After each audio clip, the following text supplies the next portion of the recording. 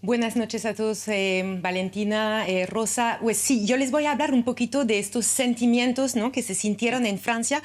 Primero que todo, quisiera hablar de la tensión que existió en el país desde el anuncio de la disolución por parte de Emmanuel Macron. Y para reforzar este punto de la tensión que había en Francia, primero que todo, quiero decir que solo se habló de política en Francia durante 3 semanas. Es quizás la gran noticia del día, la buena noticia del día. Pero hubo un sondaje que intentaba analizar un poco cómo se sentían los franceses, y hay que saber que el 56% de los franceses se sentían con sentimientos muy negativos con estas elecciones. Muchos de ellos se sentían angustiados, el 39%. Por lo tanto, había unos 34 felices. 34% de ellos que se sentían felices de quizás la llegada de un cambio. ¿Quién eran esos 34 felices en Francia? Pues los votantes de la Agrupación Nacional por un lado y del nuevo Frente Popular por otro.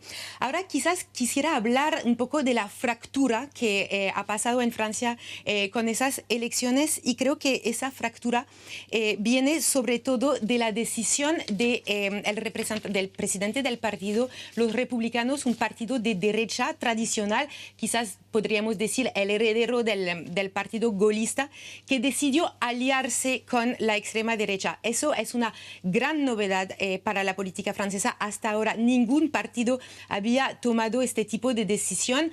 Es obviamente hasta ahora algunos personajes políticos individuales lo habían hecho, pero hasta este momento ningún partido lo había hecho.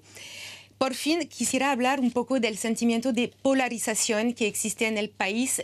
Digamos que escuchando los discursos de los diferentes candidatos, creo que se siente muy bien.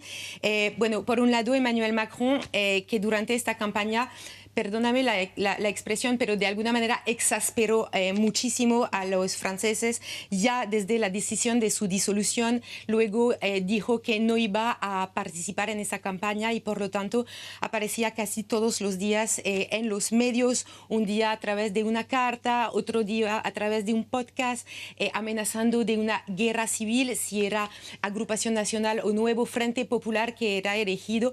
Yo creo que Macron realmente llegó a un nivel de descontento muy grande por parte de la población francesa.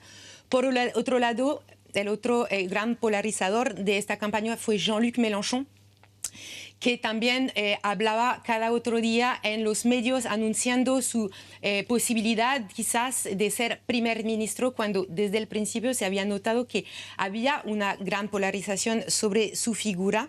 También hubo problemas con algunos de sus diputados disidentes que quiso excluir del nuevo Frente Popular. O sea, cosas que realmente perturbó un poco el nuevo Frente Popular. Y por fin, Bardella, un joven de 28 años que realmente no tiene ningún balance político, sino quizás uno un poco mediocre, como se dice, en la Unión Europea, en el Parlamento Europeo, perdóname, y que finalmente fue el único que de todos tuvo un voto de adhesión. O sea, es un gran cambio en Francia de que la Agrupación Nacional llegue a este nivel de adhesión, y digamos que creo que algo cambió también definitivamente esa elección, es que ahora la gente no tiene vergüenza de decir que vota por esa agrupación política, la Agrupación Nacional, y eso creo que es el fin de un inmenso tabú en la política francesa. Margot, algo que lo estabas mencionando justamente ahora es esta dediabolización, ¿no?, de la extrema derecha, pero también de alguna manera esta exasperación que generó un poco el presidente Emmanuel Macron cuando dice es el caos o yo, ¿no? Realmente, ¿qué podemos analizar sobre estas declaraciones que sin duda pues ayudan un poco a polarizar un poco más a la sociedad?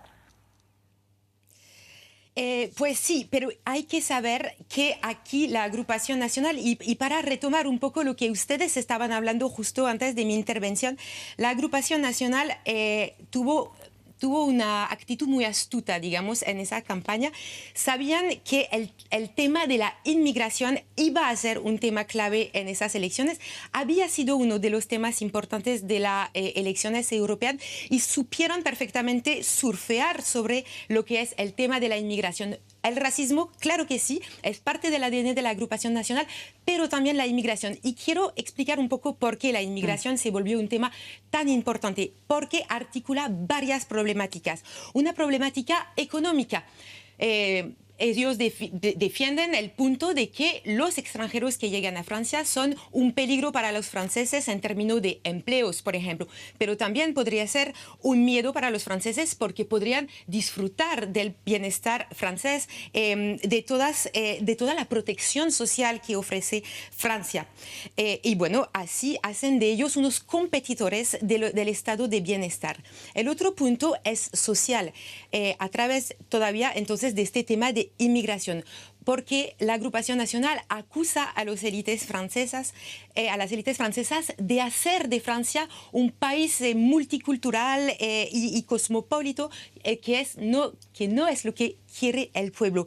También ponen muy adelante del escenario el tema de la seguridad, a la seguridad de la delincuencia, por ejemplo, que serían los responsables de la delincuencia en Francia. Ustedes se acuerdan que hace justo un año hubo disturbios en los suburbios franceses, por ejemplo. También les acusan de una inseguridad a nivel más terrorista. Acordémonos que hubo atentados en París hace algunos años. Y hasta pueden decir que los inmigrantes pueden hasta ser más violadores de mujeres. O sea, se imaginan el espectro de inseguridad de lo cual vamos aquí. Y también subrayan el problema del Islam, que dicen que no está de acuerdo, no puede hacer parte de la laicidad francesa. Y creo que este tema de la inmigración, sí, los políticos de agrupación nacional supieron perfectamente surfear sobre este tema. Y Margot, para terminar de hablar sobre esta cuestión, precisamente, ¿cómo has percibido lo que nos decías de que se ha eliminado este tabú sobre la extrema derecha y que se ha culminado esta normalización? No sé si en la conversación política que puedas escuchar en Francia es entonces más normal defender sus ideas o darles la razón. Miren, yo creo que lo acaban un poco de hablar en este debate con Charlotte de Beauvoir y ustedes.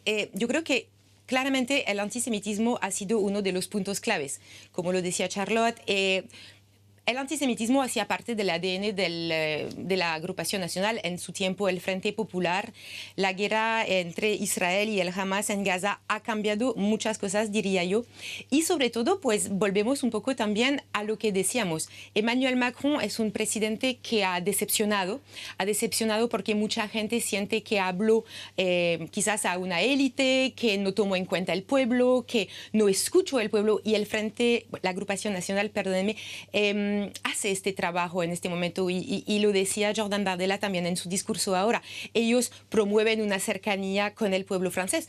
Acordémonos también que dentro del programa de agrupación nacional, todavía no lo hemos hablado ahora, pero ellos se enfocan hacia temas muy del pueblo. Acordémonos también que hubo los chalecos amarillos hace algunos años. ¿Qué pedían los chalecos amarillos? Pedían poder tener un precio más bajo de la gasolina.